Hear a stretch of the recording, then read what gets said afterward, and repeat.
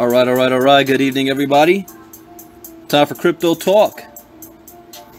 Who do we have on the line so far? We've got Angela Payne. Welcome. Bethany Gibbs. Kareem.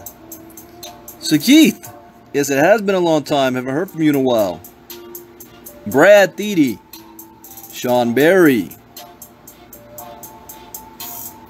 Welcome. Angela Jones. Rick Francis. Joseph. That's right. They said it's died over 200 times, yet the bubble keeps reinflating itself. Terry Moreno. Stan Williams. Quake. Hope you guys have enjoyed a good Tuesday afternoon.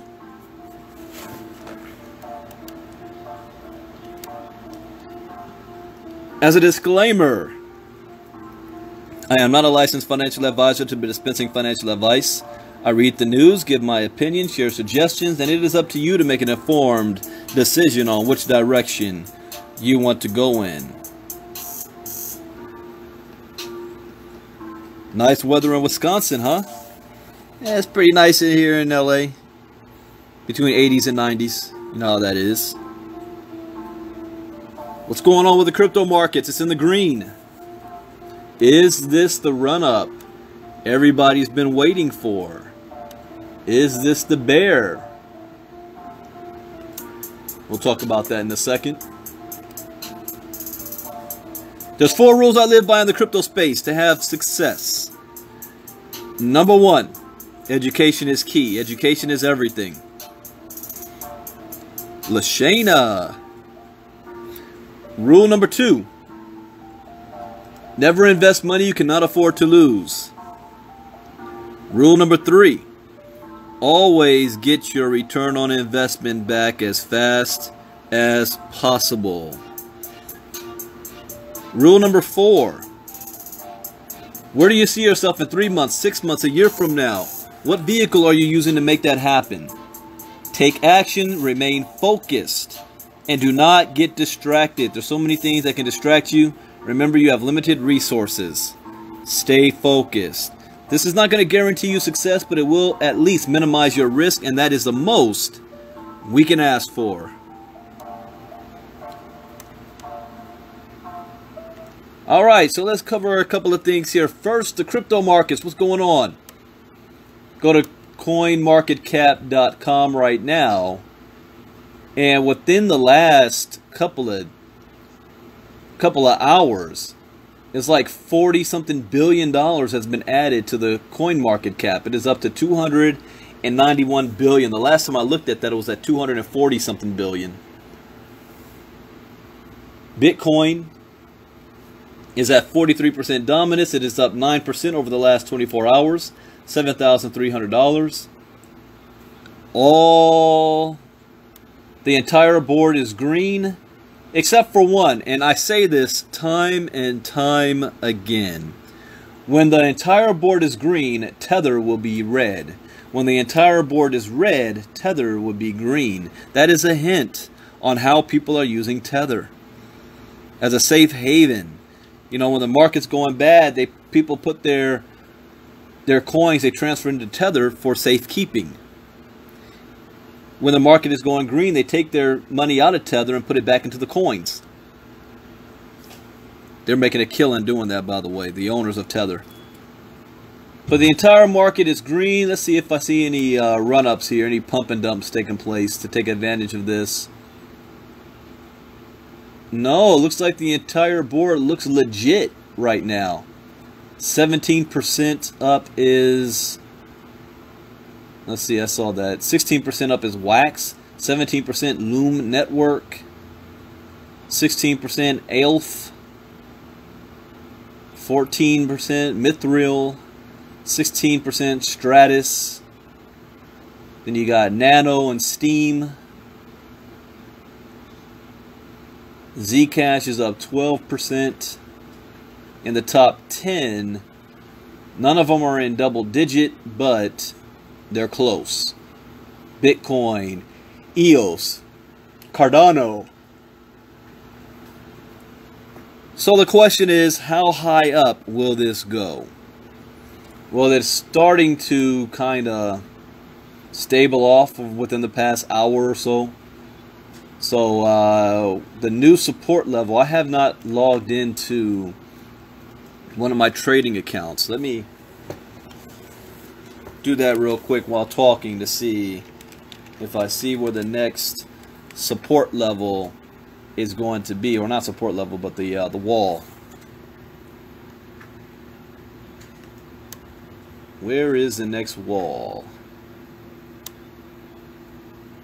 Oh, I don't want to have to go through the whole 2FA. It's going to take me forever. Alright, I won't do that now. I'll do it afterwards. So it could run up to 8,500, 9,000 before it hits the sell wall. Or this could be one of those flash in the pans. We've seen this happen before. Short-term bump for whatever reason. I haven't seen anything major in the news to spark this. So the big boys must be doing something on the future side. But it might reverse itself tomorrow. Who knows? We're gonna have to sit, watch and wait and see what happens. But let's get into some news. Ex-Triad gangster raises $750 million in 5 minutes to supposedly launch chess and poker tournaments. How in the world did he raise $750 million in 5 minutes? How'd that happen? Let's see. A gangster based out of Macau in China, Juan Kuakoy, aka Broken Tooth, that's his nickname, Broken Tooth, raised $750 million in an ICO, has partnered with an undisclosed Beijing-based firm to back chess and poker tournaments. The token called is HB, and the ICO was launched in Cambodia, with high-ranking military and government officials, celebrities, entrepreneurs from Hong Kong and mainland China in attendance. Out of 500 million tokens that have been set aside for the public ICO, the gangster has managed to sell almost 450 million. So they had a hype machine going on here. In July 2018, Zhonggongjin Cosmos, a Beijing-based internet technology company, stated they had signed an agreement with Juan's investment company. Oddly enough, there is no company with the same name on Google. Red flag. Huge red flag right there. Although China's internet censor laws are unlike any other country in the world, barring probably North Korea, it is still quite suspicious that a company with a unique name was not found on Google. Yeah, especially if they're going to raise $750 million. The rewards given out after the ICO would be equal to more than 10 million won, approximately $1.4 million, and would be both cash as well as the HB token, said Guo Jia, a staff member at Zhonggongjin Cosmos. As stated on South China Morning Post, the internet company is said to be a subsidiary of the parent company Zhonggongjin Assets Management Limited. The parent company is purportedly supposed to report to an advisory committee which falls under the purview of State-Owned Asset Supervision and Administration Commission of the State Council, but that cannot be independently verified. When the portal pressed for more details, Jia said, "You can check the website and other materials online. I'm not at liberty to disclose anything else." So is this HB token a fake? According to the sources, the partner website claims to own some game halls and have government permits to host 2 kinds of poker games. However, the Chinese government does not look too kindly at gambling and cryptocurrencies. Nevertheless, the integrity of the HB token seems confusing. A few people claim a lack of the source code in the digital token that makes it difficult to keep a tab on. Recently, the state police had raided a gambling den which was placing bets on the World Cup with cryptocurrencies. After the raid, the police in Guangdong province, located in South China, had said the amount involved was 260 million yuan. According to the local police, the accused had been involved in more than 20 gangs. Alright. It does not take a rocket science to figure this one out. This is a freaking scam. The coin will never hit any of the exchanges. The money was raised by a bunch of hype. Whoever got involved now, if they can figure out how to get out quickly, they're probably going to make a huge profit. Whoever thinks they're going to hold on to the coin for the long term, they're going to lose everything. And the government's going to get it shut down one way or another. Too many red flags there. Source code's not there. It's involving gambling. It's involving crypto and China, where both are banned. You've got an ex-triad gangster leading the way. Yeah, that's really going to hit the Fortune 500. So I would stay away from that. Like, you know, as far as you can go. Alright, and I only had 2 articles tonight. Here's the second one. Buy a whole Bitcoin before buying any altcoins, says Litecoin creator Charlie Lee. I agree with that, actually. Well, you know what? I can't say that.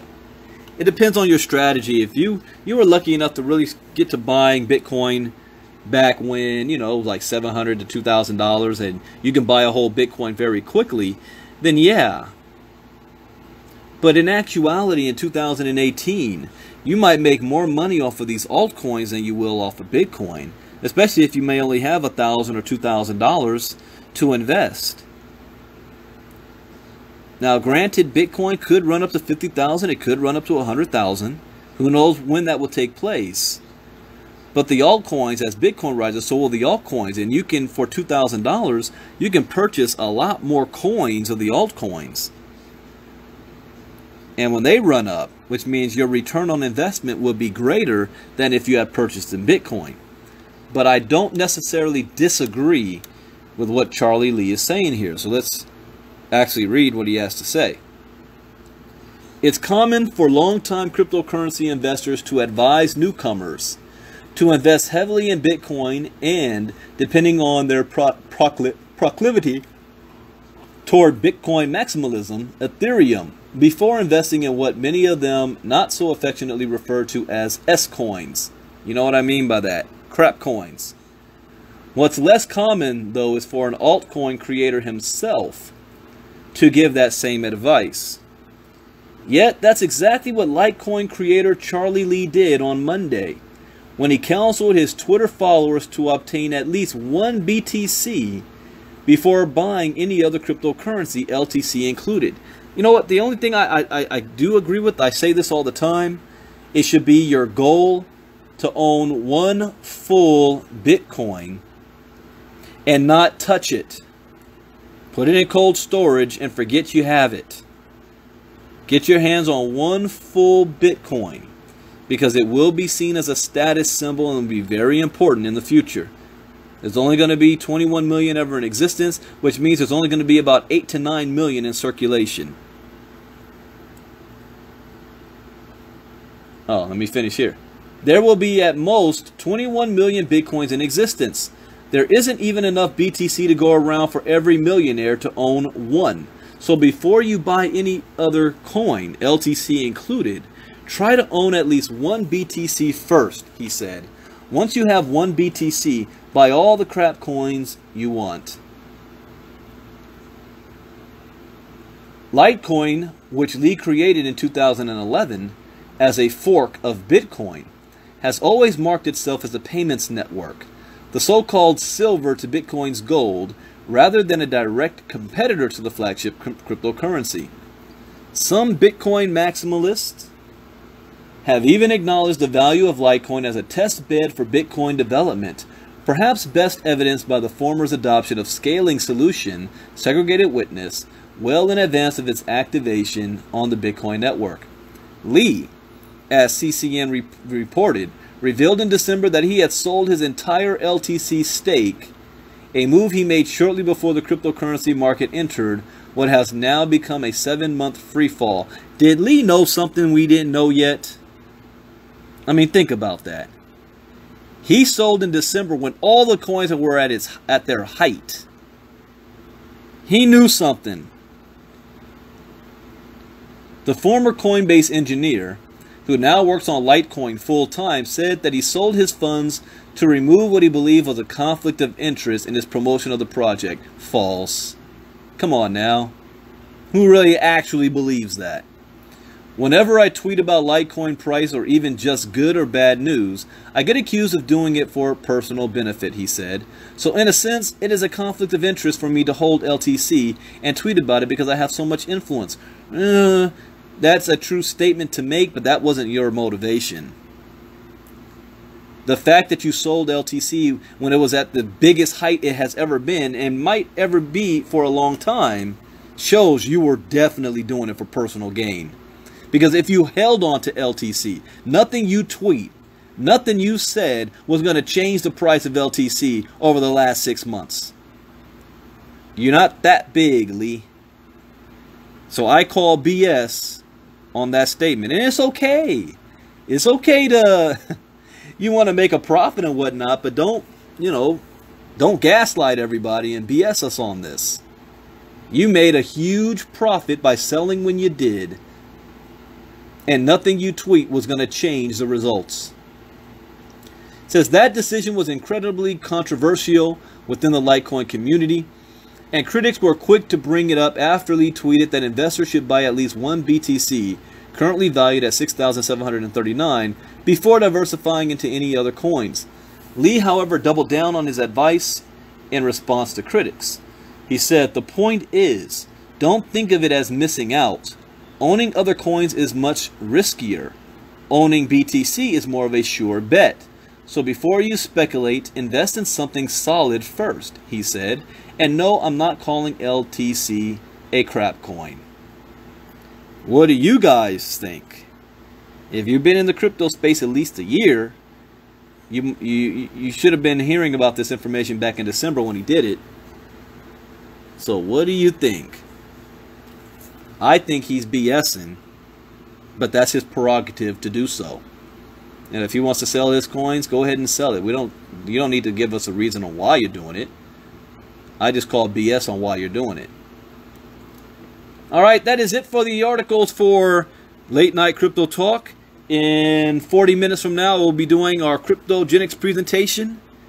So those of you, because of Bitcoin rising back up, you know what happens.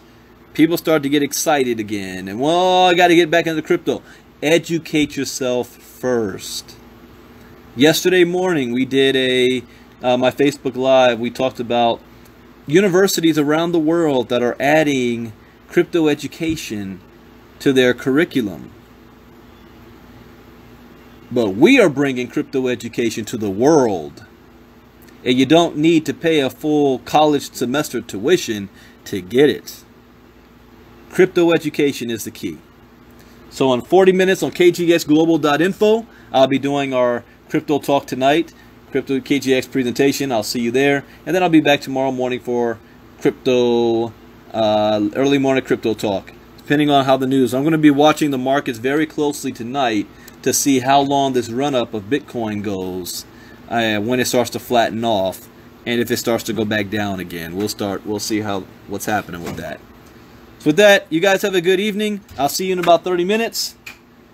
God bless. Bitcoin Brandon out. Bye-bye. Crypto Gen X.